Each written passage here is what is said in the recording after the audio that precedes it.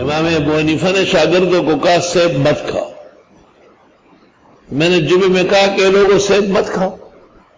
ایک آدمی یہاں کھڑا ہو گیا، ایک وہاں کھڑا ہو گیا. کہ جی کیوں؟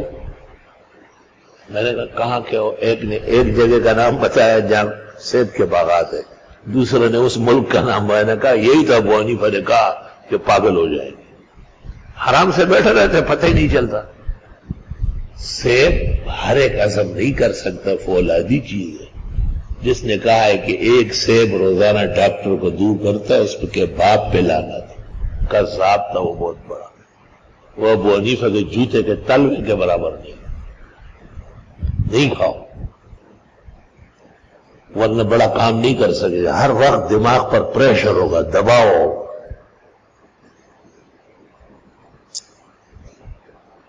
پھل تو کھجور ہے بہترین، پھل تو انگور ہے، انار ہے.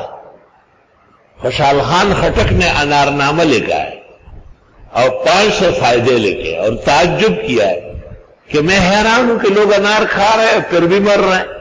مرنا نہیں چاہیے، اس میں حیات کا مادہ ہے. وَإِذَا تَرَاوِيدَ خَوْبُونَ لَا بہتر دی. سبحان اللہ. میٹھے اور شان کے ہیں، کٹھے اور شان کے ہیں، ترش. اللہ اللہ. لیکن حضرت اقدس امام الائمہ سراج الامہ الامام العظم ابو حنیفہ فقیہ هذه الامہ، انہوں نے شاگردوں کو وصیت میں کہا ہے کہ سیب نہ کھایا کرو. یہ کوئی ناجائز تھوڑی ہے، آپ کھائے لیکن پکا ہوا ہو، نرم ہو چکا ہو. عام طور پر سیب خور جو ہے وہ ہرا بھی کھا لیتے، سخت بھی کھا لیتے.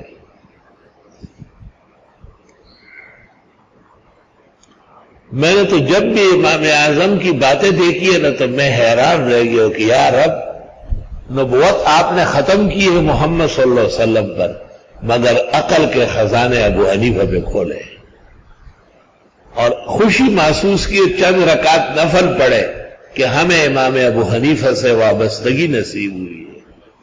اور قابل افسوس ہے وہ لوگ جو امام اعظم کو نہ پہچان سکے. اللہ